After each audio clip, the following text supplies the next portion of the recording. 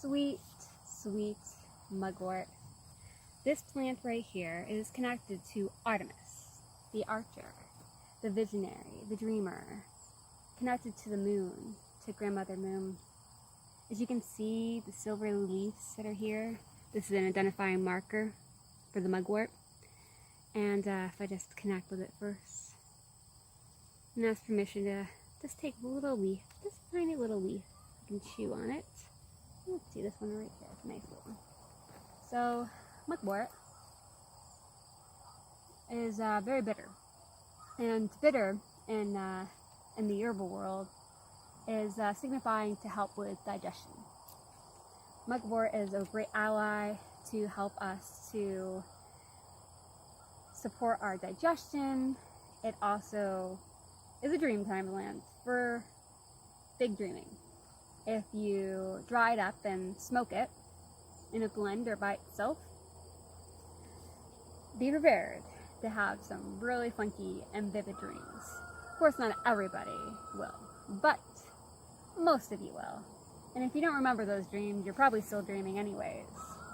Whether sleeping or awake, this plant will help us to connect with our intuition, helps us to connect with the feminine. It also helps to support women in being an emetagogue.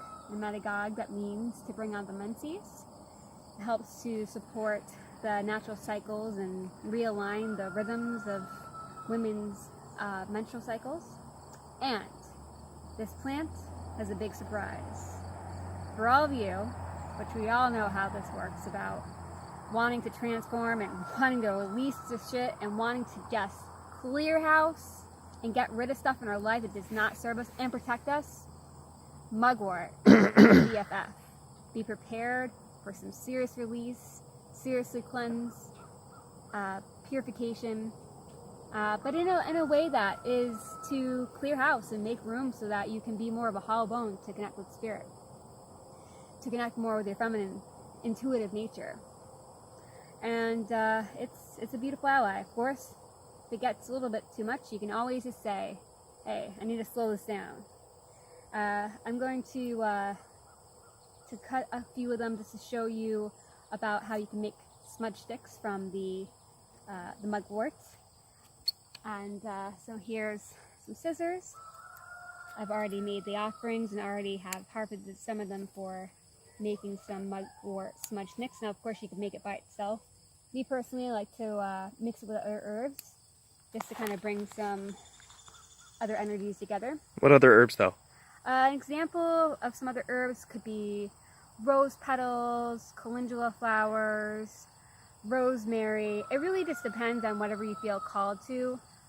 And I just like to add it in there because it's almost like, people that are magical based, or they want to call in a blend of energy into their life.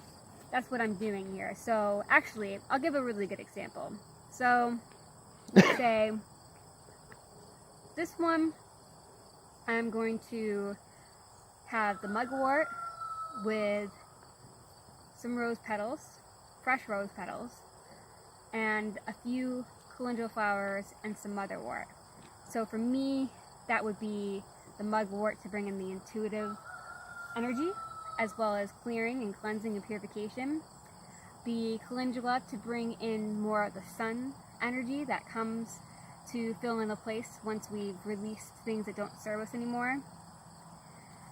And for the rose to soothe our hearts and bring in that loving energy.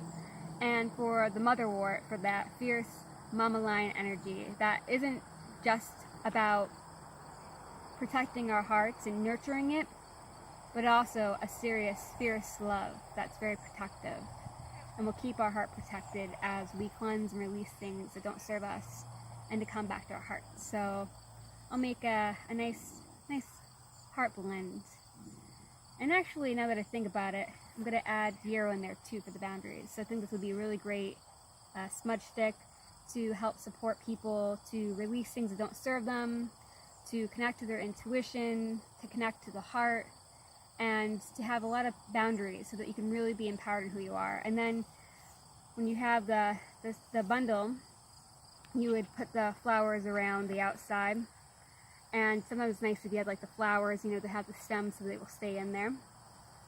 And some of them I might put inside. And then when you wrap them up, you don't want to use string that has chemicals in it, because otherwise you're going to burn that. So usually it's good to just go and get some organic hemp string. You can get that at any craft store.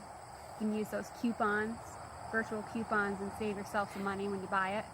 You can usually get those on the website of whatever craft store you go to. A lot of them have that. And then you just wrap it up and have it kind of tight. You can either do it yourself, or if you want someone else to hold it, wrap that up. And then you would just tie it off at the top so it would hang like a string. So it would just, you know, hang like that. And let it dry. And then when you're ready, you have your own blessing incense that you can use to burn in your space, or to burn in ceremony, and however you feel called to use that. I know that's a little bit about mugwort, and a little bit about making your own blessing incense. Thank you so much for being with me today. I wish you the most beautiful day wherever you are on the planet. And just reminding everybody that we do have an apprenticeship at the end of September coming up. It's a Peruvian healing apprenticeship. It's going to be 9-month rites of passage into the Quiro Peruvian tradition. It's a 1600-year-old tradition for people to learn healing for themselves and others, for developing relationships with Mother Earth, and to be able to offer ceremony and to be awoken in their hearts and empowered so that they can be the change makers, the visionaries, the dreamers,